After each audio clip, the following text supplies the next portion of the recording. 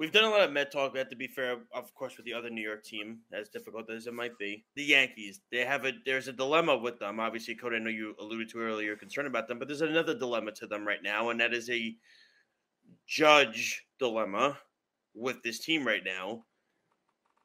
It sounds like to me, from what I could gather with him talking to the media, Aaron Judge is not happy with this organization, and I know he's a California guy. Could you legitimately see him leaving the Yankees? Because the team I look at instantly right away for him to join is the San Francisco Giants. He's going to be a Giant. Yep. That's it. He grew up a Giant fan. He's going to be a Giant. Yeah. There's really no other comments. The Yankees don't want to pay him. The guy's going to be 31 years old. He wants 10 years. The Yankees don't want to give him 10 years. If I'm the Yankees, I'm not giving him 10 years. No, I wouldn't. The Giants, honestly, are in a position that they can give him that 10 years. And quite frankly, they're in a position that they kind of need to give him that 10 years. He's from San Francisco. It would possibly revitalize that franchise. Right now, they're a team that won 107 games last year. It makes all the sense in the world. And not to mention, they have the money to do it. The guy's going to be a Giant. I can't imagine him being a Yankee again. Now, where did he go? They get Juan Soto when he becomes a free agent in 2 years. Because the Padres aren't going to be able to afford a $500 million contract. And the Yankees are. Cohen.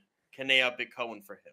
Absolutely. Can they? Yes. Will they? We'll find out. But also, I don't think the Mets are going to be in a position that they're even going to be going after Soto. I don't think it's going to make sense for the Mets at that given moment. Also, speculating 2.5 years down the road, we're assuming the Mets don't have a lock on an incredible outfield before then. I'm assuming. Well, no, the Mets could have Ohtani. The Mets could have Ohtani as a DH possibly.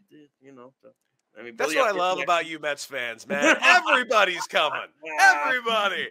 Well, to be fair, the only reason why I say Ohtani is because from what I have heard, Epler is one of the main reasons he went to the Angels. They had a strong connection.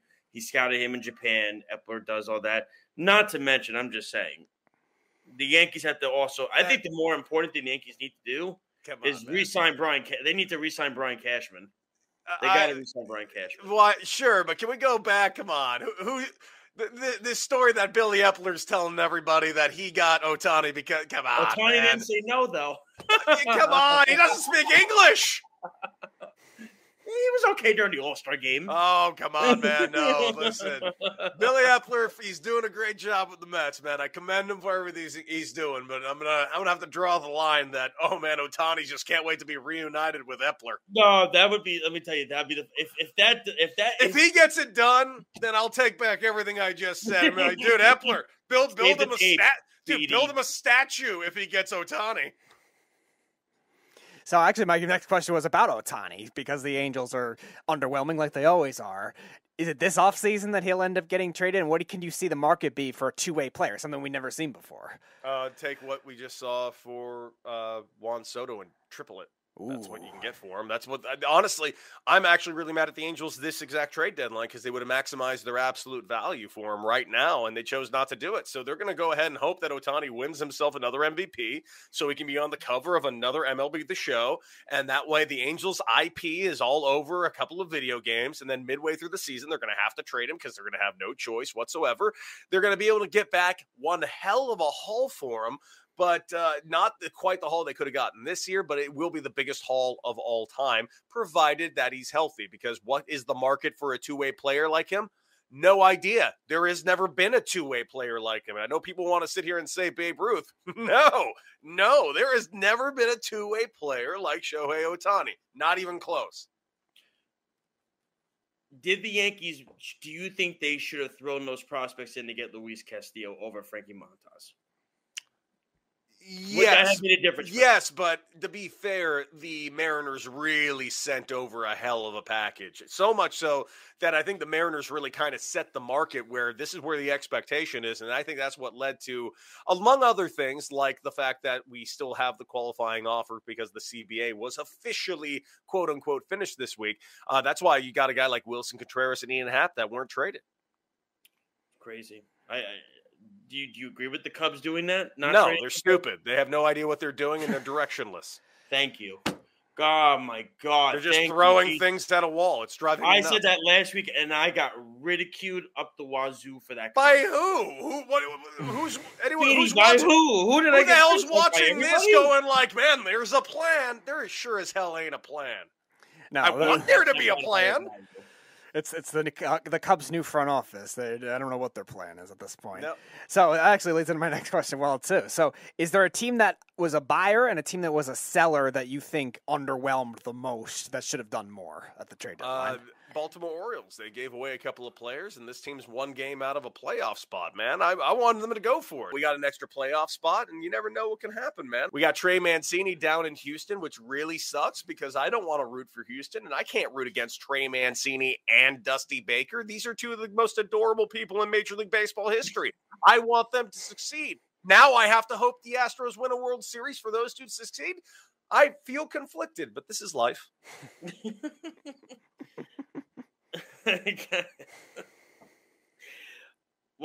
Give me your top 5 best teams right now. 1 being the best and 5 being the worst. Obviously, for top 5, you would put as World Series odds right now. Dodgers are 1, Houston Astros are 2, New York Mets are 3, San Diego Padres are 4, New York Yankees are 5. Okay. Yankees are 5. You're on this Padre train. Yes. Yes. Like they're by the way, they've been maintaining, this entire season, holding a playoff spot in arguably the toughest division, not only in the National League, but arguably say Major League Baseball, because as much as we want to sit there and look at the Rockies and be like, the Rockies suck. Rockies don't suck. Rockies are actually not bad. Same with the Arizona Diamondbacks. They swipe away a lot of victories, especially if you're playing in the gambling sphere. But that division, watching the Padres do what they've done all season long, and now they add Juan Soto, and now they're about to finally, for the first time this year, play with Fernando Tatis Jr. with that pitching staff. Also, Joe Musgrove, Yu Darvish, Blake Snell has been pitching pretty decent as of late, and as of right now, they only need Blake Snell to pitch like a number 4. They got Sean Manaea, who's been having himself one hell of a season. I mean, this team's pitching staff is deep, and now adding to their bullpen a Josh Hader, you never know what this team can really do. I was going to ask you, are you concerned about Hader the last few outings? I mean, not any more concerned about him as I am any other closer in the game. This has been a weird year. I mean, look at Clay Holmes, like you mentioned. He's all of a sudden, he went from the best closer in baseball to then looking like he's never picked up a ball in his life. I mean, it's just, you've seen the same thing in Atlanta with Kenley Jansen. Kenley Jansen could be as shaky as the next guy.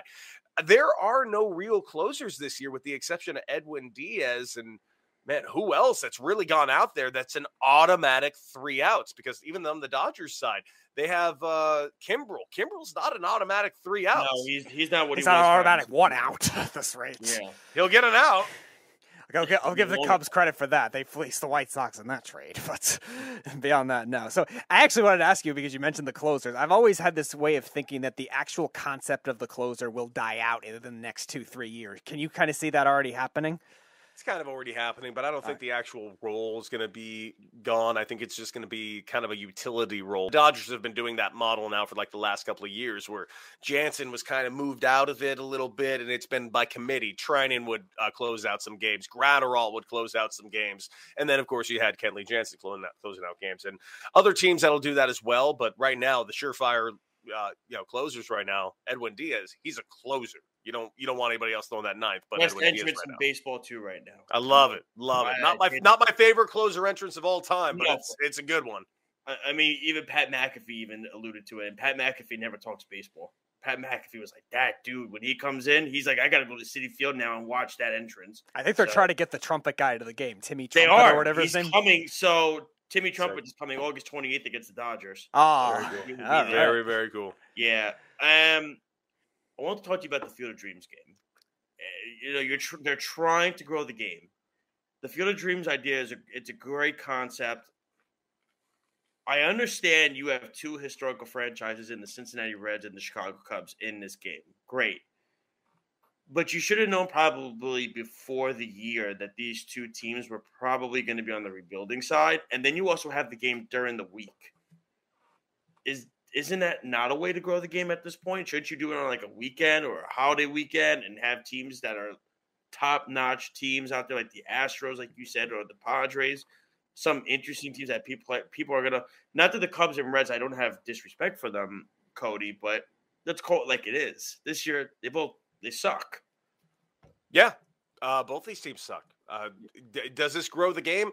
No, I didn't expect this. Field of Dreams is a terrible movie. Stop pretending that it's a good movie. This game doesn't move the needle At all. I mean, all it's making me do is like, yeah, okay, cool. The Reds jerseys are cool. There's no stars in this ball game. Last year I got Yankees and White Sox, and this go around we're sitting here looking at, quite frankly, two teams battling it out for last place in the worst division in Major League Baseball.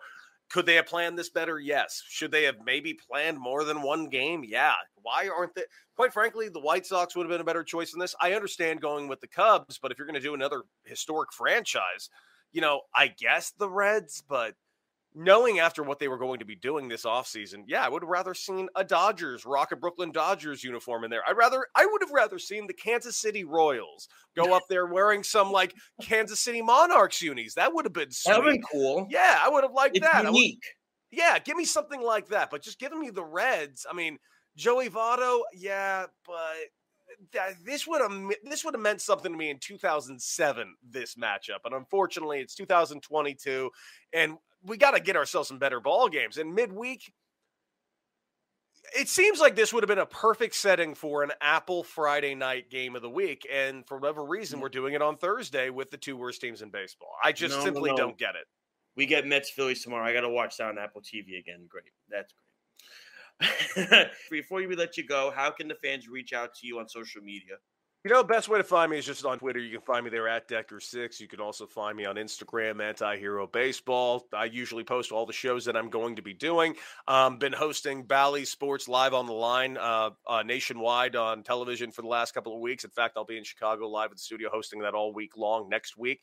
Noon Eastern time on Bally Sports. You can also watch on the Bally's app if you guys want to watch that. Not to mention my show in 670 The Score in Chicago. And like you said, Bet for the Cycle on BetQL Network, and my podcast with John Heyman and Tony Gwynn Jr., Big Time Baseball, not to mention my other show, BetMGM MLB Podcast, powered by BetQL. And tomorrow will be a bunch of BetMGM home run prop picks throughout the weekend. Follow them on social medias and see that. And quite frankly, I haven't slept in months. So I got to tell you, before we let you go, I love to see a baseball debate with your energy and Mark DeRosa's energy, just the two of you going at it back and forth. Mark DeRosa can't hang with that, but I will tell you what, this is what Mark DeRosa can hang with. That guy's got the best hairline in sports these days.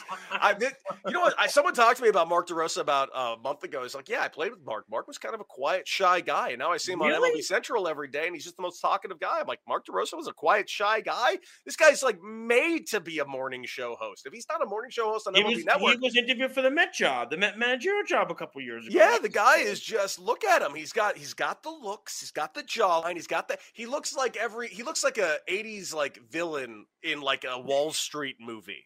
I was just gonna he looks like he's like the guy that's being your friend, but like he's also like taking your house. He's the IRS. That's what it sounds a little bit. Yeah. Oh God, he'd be such a great villainous IRS guy, which is amazing because he seems adorable, which is why that's why he'd be so good. That's why Hannibal Lecter is so scary, because he seems so fine before he eats you. On that note, Cody, listen, don't be a stranger. We'd love to have you on again. If you're in New York, you go Mets Dodgers, you should go to Old Timers Day that Saturday.